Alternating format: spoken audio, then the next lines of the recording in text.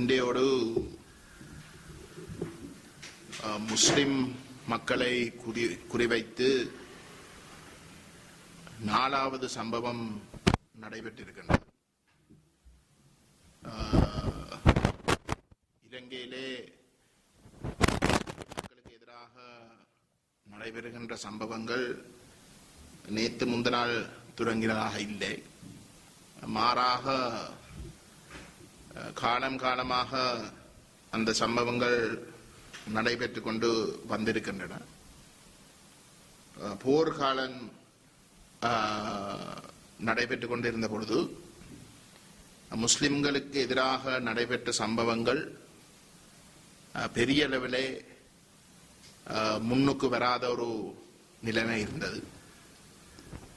அதற்கு காரணம் அரசாங்கமும் தமிழ் பேசும் மக்களை பிரித்தாள்வதற்காக அந்த முஸ்லிம் எதிர்ப்பு நிலைமையை கட்டுப்படுத்தி வைத்திருந்தது. ஆனால் இன்றைக்கு போரால் தமிழ் மக்களை படுமோசமாக அளித்திருக்கின்ற ஒரு நிலையிலே சிங்கள பௌத்த தேசியவாதத்துக்கு ஒரு நம்பிக்கை இருக்கின்றது. தமிழ் மக்களுடைய உரிமை போராட்டத்தை அல்லது அந்த போராட்டத்துடைய முதுகெலும்பை தாங்கள் முறிச்சிருக்கின்ற ஒரு நிலையிலே அடுத்ததாக இருக்கக்கூடிய சவாலாக முஸ்லிம்கள் இருக்கின்ற ஒரு நிலையிலே அவர்கள் மீது குறிவைக்கின்ற ஒரு நிலைமை இன்றைக்கு காணக்கூடியதாக இருக்கின்றது. இதுதான் யதார்த்தம். ஒரு சிலர் நினைக்கலாம், ராஜபக்சண்ட காலத்திலே சம்பவங்கள் நடைபெற்றன, ஆகவே ராஜபக்ச தான் அதுக்கு பொறுப்பு. இன்றைக்கு இந்த புதிய அரசாங்கத்துடைய ஆட்சி காலத்திலே ஒரு சில சம்பவங்கள் நடைபெறுகின்றபடியினால் இந்த அரசாங்கம் தான் பொறுப்பு என்று தனிநபர்கள் மீதும் வார அரசாங்கங்கள் மீதும் இந்த குற்றச்சாட்டுகளை சுமத்தி விடயங்களை கையாளலாம் என்று ஒரு சிலர் நினைக்கக்கூடும்.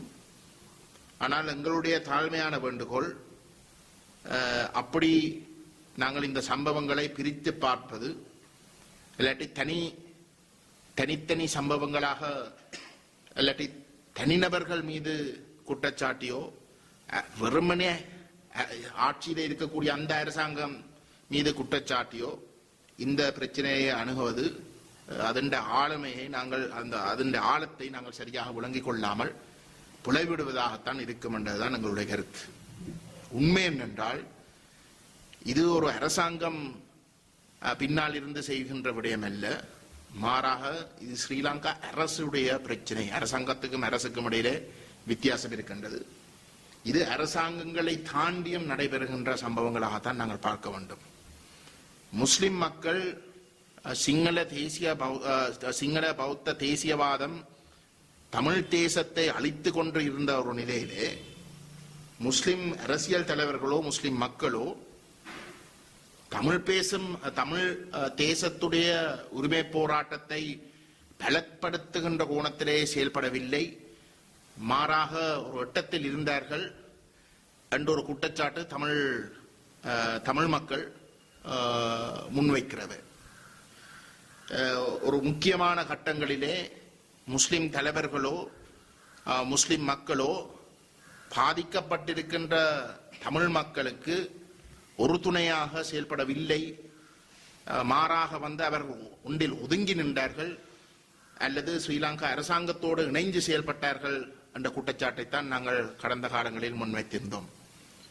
அப்படிப்பட்ட ஒரு சமூகத்துக்கு எதிராக இன்றைக்கு இந்த மிக மோசமான இனவாத சம்பவங்கள் நடைபெறுகின்றன என்றால் நாங்கள் அந்த சம்பவங்களுடைய பின்னோக்கங்களை சரியாக விளங்கிக் கொள்ள வேண்டும். இன்றைக்கு முஸ்லிம் மக்கள் சிங்கள பௌத்த தேசியவாதத்துக்கு ஒரு சவாலாக இருப்பதுதான் அந்த பிரச்சனையா இருக்கே தவிர ஏதோ ஸ்ரீலங்கா அரசுக்கு எதிராக இந்த சிங்கள பௌத்த நாடாக இயங்கிக் கொண்டிருக்கிற இந்த ஸ்ரீலங்கா அரசுக்கு எதிராக செயல்பட்டதாக அல்ல. பொருளாதார ரீதியாக தமிழ் மக்கள் 80களில் எப்படி இருந்தார்களோ அந்த நிலை இன்றைக்கு முஸ்லிம் மக்கள் வைத்திருக்கின்ற ஒரு நிலையிலே சிங்கள பௌத்த தேசியவாதத்துக்கு பொருளாதார பரம் முஸ்லிம் மக்களுடைய கையில இருப்பது தங்களுடைய இருப்புக்கு ஒரு ஆபத்து என்ற கோணத்திலே அந்த மக்களுடைய இருப்பை அளிக்கின்ற நோக்கத்தோடு அந்த மக்களுடைய முஸ்லிம் மக்களுடைய அந்த பலத்தை குறிவைக்கின்ற கோணத்தோடு தான் இந்த சம்பவங்கள் அனைத்தும் நடைபெற்றுக் கொண்டிருக்கின்றன. மக்கள் முன்னணி நம்முடைய முஸ்லிம் மக்களுக்கு எதிராக நடைபெறுகின்ற இந்த சம்பவங்களை வன்மையாக கண்டிப்பதோடு நம்முடைய தமிழ் மக்களிடம் நாங்கள் கேட்பது, இந்த ஒரு மிக முக்கியமான ஒரு காலகட்டத்திலே முஸ்லிம் மக்களுக்கு ஒரு இனம் என்ற கோணத்திலே அவர்கள் குறிவைக்கப்படுகின்ற ஒரு காலகட்டத்திலே நாங்கள் அவர்களுக்கு பக்கபலமாக இருக்க வேண்டும். அவர்களுக்கு எந்த விதமான ஒரு ஆபத்தும் நடைபெறாத வகையிலே நாங்கள் அவர்களோடு தோளோடு தோள் நிற்க வேண்டும். முஸ்லிம் மக்களும் இந்த உண்மையான நிலைமைகளை, அதாவது சிங்கள பௌத்த தேசியவாதத்துடைய தன்மையை சரியாக விளங்கி கொண்டு தங்களுடைய அடையாளத்தை காப்பாற்றி தங்களுடைய இருப்பை உறுதிப்படுத்துவதற்கு தமிழ் மக்களோடு இணைந்து ஒரு எதிர்காலத்தை கட்டியெழுப்புவது மட்டும்தான் அந்த இருப்பை உறுதிப்படுத்தும் என்பதையும் நாங்கள் இந்த இடத்தில் சுட்டிக்காட்ட விரும்புகின்றோம். இந்த தாக்குதலுக்கு பின்னால் இருக்கக்கூடிய தரப்புகள் யார் என்றது அரசாங்கத்துக்கு நன்றாக தெரியும். பாதிக்கப்பட்டிருக்கின்ற அந்த மக்கள், அந்த நபர்கள் யார், அந்த கட்டமைப்புகள் யார் என்றதை அடையாளப்படுத்தி இருக்கின்ற ஒரு நிலையிலும் கூட எந்த விதமான நடவடிக்கையும் எடுத்ததாக இல்லை. அது மட்டுமல்லாமல் இன்றைக்கு எங்களுக்கு தகவல் கிடைத்திருக்கின்றது, பொதுபல சேனாவுடைய ஞானசார தேரவை கைது செய்வதற்கு குருநாகல் சம்பவத்துக்கு பின்னால் பொதுபல சேனா இருப்பதாக போலீசுக்கு தகவல் கிடைத்திருந்த ஒரு நிலையிலே அவரை கைது செய்வதற்காக சென்றிருந்த பொழுது ஐஜிபி நேரடியாக தொடர்படுத்தி அவரை கைது செய்வதை, ஞானசார தேரரை கைது செய்வதை அவர்கள் தடுத்திருக்கின்றார்கள். ஆகவே இந்த அனைத்து சம்பவங்களும் நாங்கள் ஒரு முழுமையான ஒரு கோணத்திலே அணுகாவிட்டால் மீண்டும் மீண்டும் எங்களுடைய மக்கள், அது தமிழ் மக்களாக இருக்கலாம், முஸ்லிம் மக்களாக இருக்கலாம், மலையக மக்களாக இருக்கலாம், அந்த மக்களுக்கு நாங்கள் ஒரு கடும் ஏமாற்றத்தை செய்வதோடு தொடர்ந்தும் அவர்களை ஒரு ஆபத்தான நிலையிலே வைப்பதாகத்தான் இருக்கும். அப்ப அந்த கோணத்திலே தான் நாங்கள் இந்த கருத்துக்களை கூறிக்கொண்டு வருகின்றோம். இது எல்லாத்தையும் விளங்கிக் கொண்டு அந்த மக்களும் அந்த ஊடகவியலாளர்களும் உரிய கேள்விகளை கேட்டு இவர்களை அம்பலப்படுத்தினது உண்மையிலே அன்று அந்த முள்ளிவாய்க்கால் தினம் நடைபெற்ற அந்த நிகழ்வுக்கு உண்மையான நேர்மையான உயிர் தியாகம் செய்த அந்த மக்களுக்கு செய்த அஞ்சலியாகத்தான் நாங்கள் அந்த விடயங்களை பார்க்கிறோம். எங்களுடைய கருத்து வடகிழக்கு இணைக்கப்பட வேண்டும். அது தமிழ் மக்களுடைய தாயம் மட்டுமில்ல, நாங்கள் மிக தெளிவாக கூறியிருக்கின்றோம், அது தமிழ் பேசும் முஸ்லிம் மக்களுடைய தாயம்தான். அந்த வகையில எங்களுக்கு ஒரு பொது சொத்தாக வடகிழக்கு அந்த தமிழ் தேசம் என்று சொல்ற நிலப்பரப்பு இருக்கின்றது. முஸ்லிம் மக்கள் ஒரு கூடுதலாக வாழுகின்ற தென்கிழக்கு பிரதேசம் என்று சொல்லக்கூடிய தென் தமிழ் தேசத்துடைய ஆக ஒரு அந்த தெற்கு பிரதேசத்தை தங்களுடைய ஒரு ஆட்சி தக்க வைக்கக்கூடிய, தாங்களாகவே ஆட்சி செய்யக்கூடிய ஒரு நிலைமை இருக்கின்ற ஒரு பொழுது அங்கு தங்களுக்கு ஒரு அரசியல் ஆதிக்கத்தை செலுத்தக்கூடிய வாய்ப்பு இருக்கின்ற ஒரு நிலையிலே ஒட்டுமொத்த வடகிழக்கும் இணைக்கப்பட்டால் தங்களுக்கு அந்த வாய்ப்பு இல்லாமல் போகும் என்ற ஒரு கருத்தை கூறுகின்றார்கள். அது ஒரு நியாயமான கருத்து, அதை நாங்கள் ஏற்றுக்கொள்கிறோம். அந்த வகையிலே இணைந்த வடகிழக்காக தமிழ் தேசம் இருந்தாலும் அது ஒரு பொது தமிழ் மக்களுக்கு மட்டுமல்ல முஸ்லிம் மக்களுக்கும் இணைந்த ஒரு தேசமாக இருந்தாலும் முஸ்லிம் மக்களுக்கு ஒரு தனித்துவமான தங்களுடைய தனித்துவத்தையும் தங்களுடைய அரசியல் ஆதிக்கத்தையும் செலுத்தக்கூடிய வகையிலே இணைந்த வடகிழக்கில் வந்து அவர்களுக்கு ஒரு ஏற்பாடு ஒன்றை கட்டாயம் செய்யலாம். அதில் எந்த விதமான பிரச்சனையும் இல்லை. ஆனால் அதுக்கு முஸ்லிம் மக்கள் முடிவெடுத்து தமிழ் தேசம் என்ற விடயத்துக்குள் தங்களுடைய முழு ஒத்துழைப்பையும் கொடுத்து விசேஷமாக இந்த சிங்கள பௌத்த தேசியவாதம் என்ற இந்த அரசு என்ற விடயத்திலே அவர்கள் எங்களோட ஒரு பொது நிலைப்பாட்டுக்கு வந்தே ஆக வேண்டும். அதைத்தான் நாங்கள் அவர்களிடம் எதிர்பார்க்கின்றோம். இன்றைக்கு இந்த சம்பவங்கள் நடைபெறலாம் என்றால் இன்றைக்கு சர்வதேச கண்பார்வை வந்து இலங்கை தீவில் இருக்கத்தக்கதாக மிக துணிஞ்சு இந்த முஸ்லிம் மக்களுக்கு எதிராக இந்த சம்பவங்கள் நடைபெறலாம் என்றால் காலப்போக்கில் வந்து மேற்கு நாடுகளுக்கும் ஏன் இந்தியாவுக்கும் அவர்களுடைய சொந்த நாடுகளில் வந்து முஸ்லிம் தீவிரவாதம் பிரச்சனைகள் இருக்கிறதால அவர்கள் அந்த பிரச்சனைகளை அணுகவழிக்கிட்டு இருக்கின்ற ஒரு நிலையிலே இங்கேயும் வந்து ஸ்ரீலங்கா அரசு முஸ்லிம் தீவிரவாதம் மட்டும் இல்லை, ஆனால் ஸ்ரீலங்கா அரசு முஸ்லிம்களை அழிக்கணும் என்றதுக்காக நடவடிக்கை எடுக்கின்ற ஒரு நிலையிலே அவர்களுக்கு ஒரு குரலும் இல்லாமல் அவர்கள் முற்றுமுழுதாக வந்து ஒதுக்கப்பட்ட ஒரு இனமாக கட்டாயம் தள்ளப்படும். அந்த நிலைமை இன்றைக்கு அந்த ஆபத்துகளை இன்றைக்கு விளங்கி கொண்டு நாங்கள் முஸ்லிம் மக்களிடம் கேட்பது அரசியல் ரீதியாக தமிழ் மக்களோடு ஒரு இணக்கப்பாட்டுக்கு வந்து நாங்கள் ஒரு பொது அரசியல் வேலை திட்டத்துக்குள் போகணும் என்றுதான் எங்களுடைய கருத்து. துரதிர்ஷ்டவசமாக இப்படிப்பட்ட சம்பவங்கள் நடைபெறுகின்ற பொழுதுதான் முஸ்லிம் தலைவர்கள் வந்து ஒரு பொது நிலைப்பாட்டுக்கு வரணும் என்று கதைக்கிறோம். ஆனால் இந்த நிலைமை மாறி ஸ்ரீலங்கா அரசு தமிழ் மக்கள் மீது குறிவைக்கின்ற பொழுது இதே முஸ்லிம் தலைவர்கள் வந்து ஸ்ரீலங்கா அரசு பக்கம் நின்று தமிழ் மக்கள் முற்றுமுழுதாக கைவிடுவதுதான் கவலைக்குரிய விடயமாக இருக்கு. அதுதான் சரித்திரம். தொடர்ந்தும் அது நடைபெறாமல் இருப்பது முஸ்லிம் மக்களுக்கு நல்லம், ஒட்டுமொத்த தமிழ் பேசும் மக்களுக்கும் நல்லம். எங்கட கருத்து வந்து உண்மையிலே இந்த அரசாங்கம் இந்த ஏமாத்திர இந்த நிலைப்பாடுகள் எடுக்கிறதுக்கு வந்து அரசாங்கம் இதை எடுக்கும்ன்றது எங்களுக்கு தெரியும். சரிதானே? என்னடா அரசு இந்த மக்களை கொண்டு அழித்து இருக்கின்ற ஒரு நிலையிலே இந்த அரசு விரும்பி அந்த நிலைப்பாட்டுக்கு வர போறது இல்லை. அது எங்களுக்கு நன்றா தெரியும். அது தெரியாட்டி வந்து நாங்கள் தான் முட்டாள்கள். சரிதானே? எங்களுக்கு தெரியும். ஜெனீவாவில் வந்து இந்த அரசாங்கம் பல உத்தரவாதங்களை கொடுத்திருக்கிறார். 2.5 வருஷத்துக்கு முதல் இந்த உத்தரவாதங்களை கொடுத்திருந்தவர். ஆனால் அது வெறுமனே வந்து தப்புறத்துக்கு எங்களுக்கு தெரியும். அந்த ஒரு நாளும் வந்து அவர்கள் அந்த உத்தரவாதங்களை நடைமுறைப்படுத்த போறது இல்லை என்றது வந்து எங்களுக்கு தெரியும்.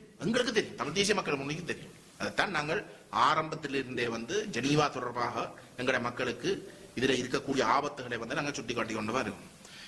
ஆனால் தமிழ் தேசிய கூட்டமைப்புடைய தலைமை இந்த ஜெனீவாவில் வந்து இது மாபெரும் வெற்றியாக வந்து காட்டி ஒரு பச்சை ஏமாற்றத்தை தமிழ் மக்களுடைய அந்த பொறுப்பு கூறல் விடயத்தை வந்து ஒரு உள்ளக விசாரணையோடு முடக்கி, அது மட்டும் இல்லாமல் அதை முடக்கினது மட்டும் இல்லாமல் அந்த விடயம் சம்பந்தமாக கூட எந்த விதமான நடவடிக்கையும் எடுக்காத பட்சத்தில் அரசாங்கத்துக்கு நெருக்கடியில கூட்டக்கூடிய ஒரு வாய்ப்பு இருந்த ஒரு பொழுது கடந்த மார்ச் மாதம் வந்து தமிழ் தேசிய கூட்டமைப்பு இந்த 2 வருஷ காலாவசத்துக்கு இணங்கினவை.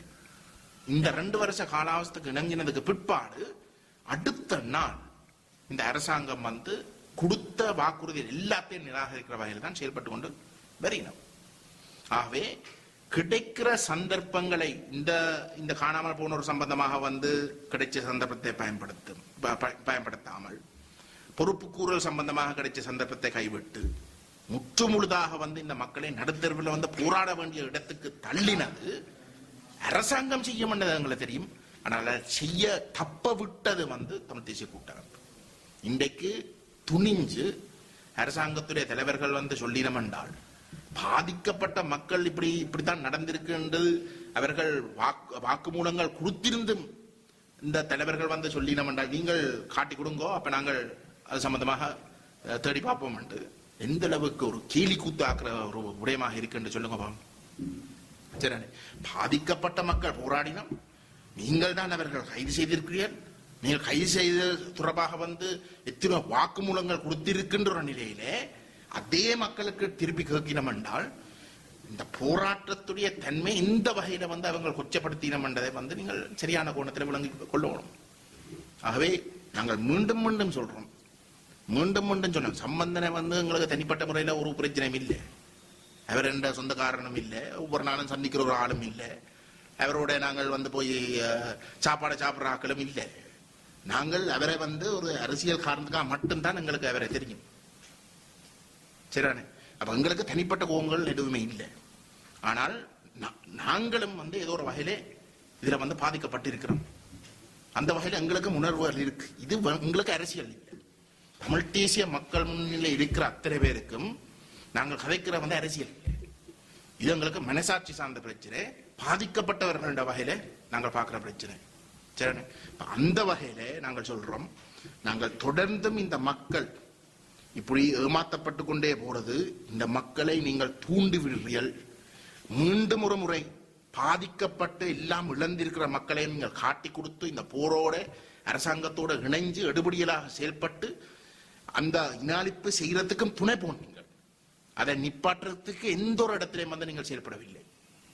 அப்படி இருக்கும் இன்றைக்கு எல்லாம் இழந்த அந்த மக்கள் உங்களை பார்த்து தயவு செய்து எங்களை காப்பாற்றும் கொண்டு கையை நீட்டி அரசாங்கத்தில் நீட்ட இல்லை, உங்கள்கிட்ட நீட்டி கொண்டிருக்கிற நிலையில நீங்கள் தொடர்ந்தும் இந்த மக்களை வந்து நீங்கள் இப்படி உதாசீனம் செய்வது, கொச்சைப்படுத்துவது, மதிக்காமல் செயல்படுவது, இந்த மக்களை நீங்கள் வேறு திசைக்கு திருப்புறீர்கள். இந்த மக்கள் அந்த இடத்துக்கு வெறுப்படைஞ்சு திரும்புற பொழுது அதுக்கு முழு பொறுப்பும் வந்து நீங்களும் சேர்ந்துதான் எடுக்கணும். அதையும் நாங்கள் மிக தெளிவாக சொல்றோம். வெளிவிவகார அமைச்சர் மங்கள சமரவீர வெளிநாட்டு அமைச்சு பதவியிலிருந்து விலத்தி நிதியமைச்சராக பதவி எடுத்தது சிறுவலையில வந்து நல்லிணக்கத்துக்கு வந்து பாதிப்பை ஏற்படுத்தும் என்று ஒரு சிலர் சொல்ல பாக்கினம். என்ன பொறுத்தவரையில அது ஒரு முட்டாள்தனமான கருத்து. இது தனிநபர்கள் சார்ந்த விடயம் அல்ல, இது ஒரு அரசு சார்ந்த விடயம். மங்கள சமரவீரே இந்த ஒரு இடத்திலேயும் வந்து நல்லிணக்கத்துக்கு ஒரு பலமான ஒரு சக்தியாக இருக்கவில்லை என்றதுதான் எங்களுடைய கருத்து. அவர் மிக தெளிவாக தன்னை ஒரு நல்ல பிள்ளையாக காட்டிக்கொண்டு வெளிநாடுகளுக்கு போய் பொய் வாக்குறுதிகளை கொடுத்து இலங்கை திரும்பின பொழுது அவருடைய தலைவர்கள் வந்து படு மோசமாக வந்து அவர் கொடுத்த அந்த பொய் வாக்குறுதிகளை அம்பலப்படுத்துகின்ற வகையிலே இங்கு அந்த வாக்குறுதியை நிராகரிக்கிற வகையில செயல்பட்டு கொண்டிருக்க வாய் துறக்காதவர் அவர். இந்த தமிழ் மக்களுடைய உரிமைகள் சம்பந்தமாகவும் பொறுப்புக்கூறல் சம்பந்தமாகவும் ஸ்ரீலங்கா அரசு உலகத்தை பயன்படுத்தி இந்த பூகோள அரசியல் நிலைமையில பயன்படுத்தி தந்த தேவைக்காக பாவித்து செயல்பட்ட அந்த அரசுடைய ஒரு மிக முக்கியமான ஒரு அங்கம். வேணுமென்றால் தமிழ் மக்களை ஏமாற்றி இருக்கிறார்களே தவிர வேற எவரையும் ஏமாற்றவில்லை என்றதுதான் எங்களுடைய கருத்தாகவே மங்கள சமரவீர சிங்கள பௌத்த தேசியவாத இந்த அரசுடைய மிக முக்கியமான ஒரு முகம், ஒரு நல்ல பிள்ளை என்ற முகம். அதற்காக வந்து அவர் ஒரு சிங்கள பௌத்த தேசியவாதி இல்லை, நல்லிணக்கத்தை விரும்பினவர் என்று கூறுவது முட்டாள்தனமான கருத்து என்றதான் எங்களுடைய கருத்து.